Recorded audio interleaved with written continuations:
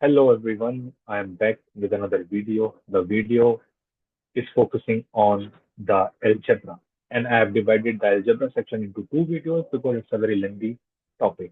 Today I will be discussing about three important topics: polynomials, linear equations, and quadratic equations. Let's start with polynomials first. We all know algebraic equations consist of variables and constants. Let me write an example for you. Y equals to 3x square minus x plus 1. Now, constants you can see like 3, like 2, like 1. These are our constant part, and x and y your variables are. Constant you can see in a form of coefficient. Coefficients are the multiples like 3 multiplied with x square minus 1 multiplied with x. And the other form is your exponent. Exponents, again, very important thing, that is the powers. So I am not interested in each and every algebraic equation. I will be focusing on a special type of algebraic equation that we call polynomial. Now, what is that polynomial and how can I call a given equation or algebraic equation is a polynomial? Very simple condition that the exponent the exponents of variable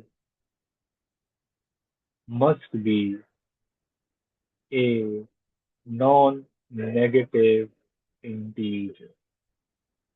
Non-negative integer.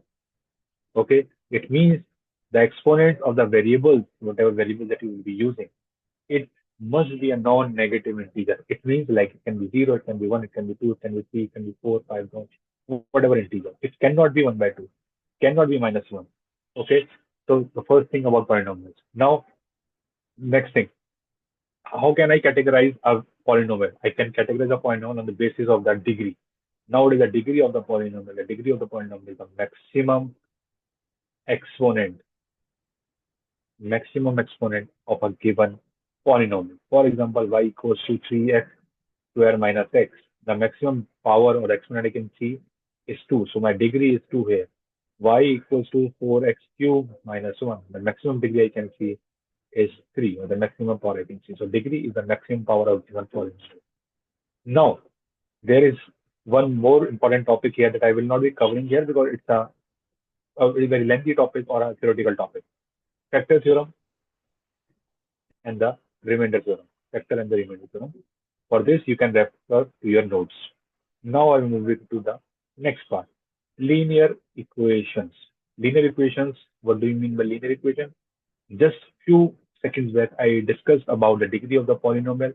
If the degree of the polynomial is 1, then you will get a linear equation. Now, linear equations are of two types, with one variable and two variables. Let's start with the first, the one variable, which are the very easiest linear equation to talk about. One variable.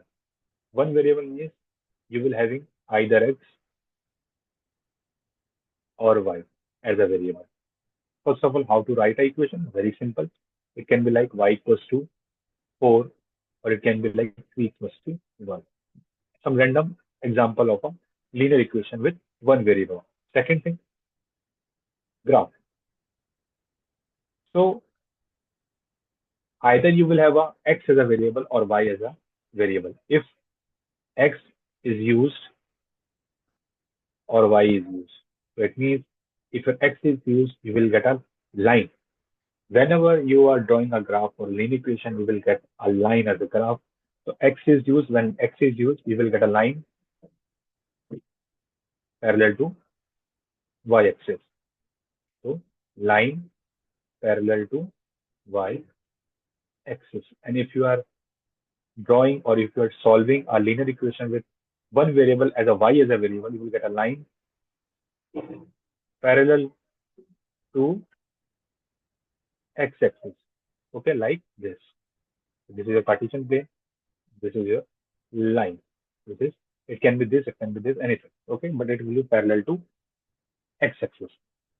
Now let's move to the next part, the important part and little tough part as compared to one variable, that is two variable.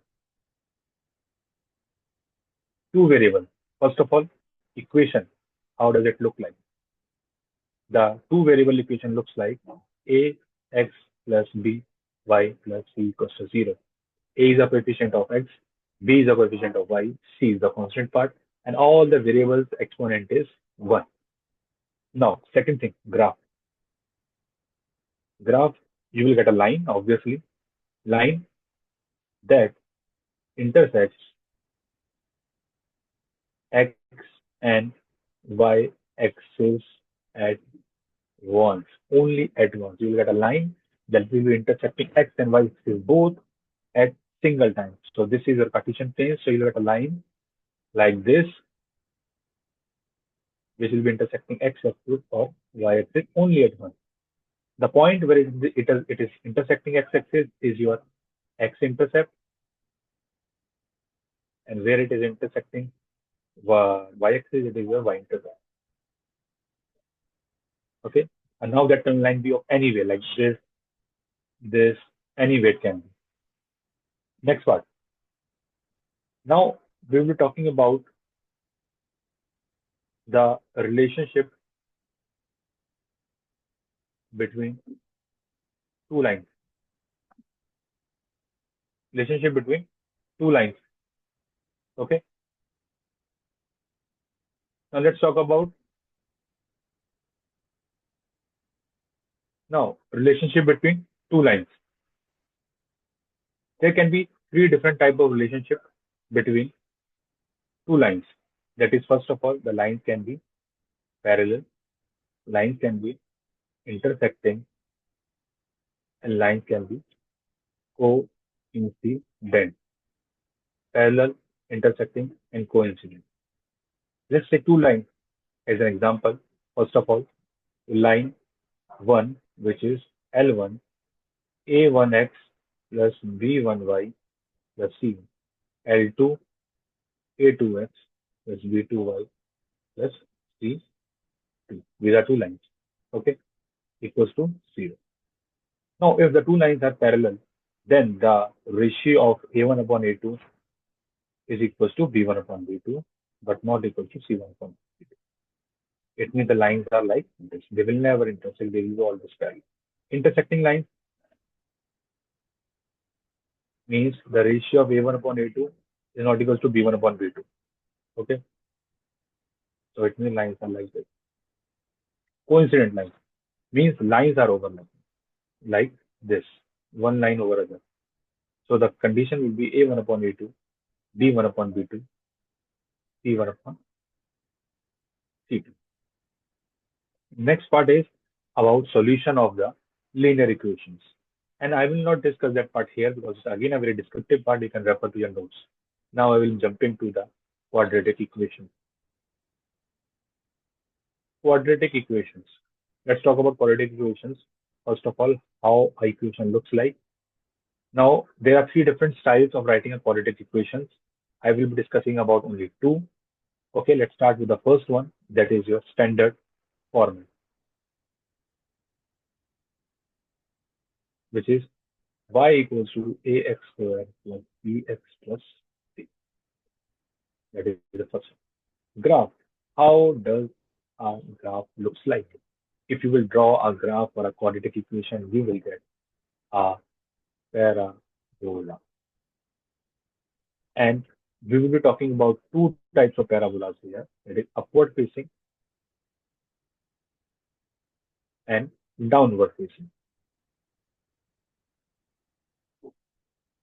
If your parabola is upward facing, then the equation, the value of a, this a will be positive and a equals to negative if your parabola is downward facing.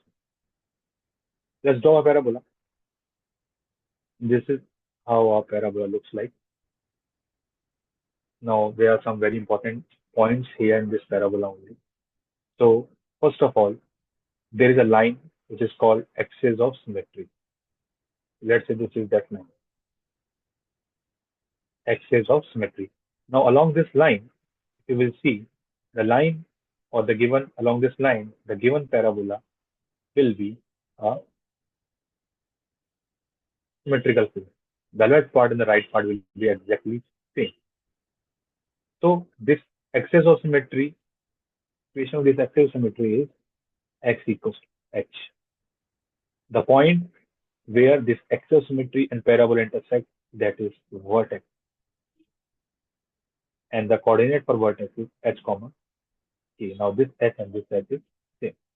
Okay. Now, depending upon the parabola, whether it is a equals to positive or a equals to negative, you have to discuss about these all points in the given equation. Now,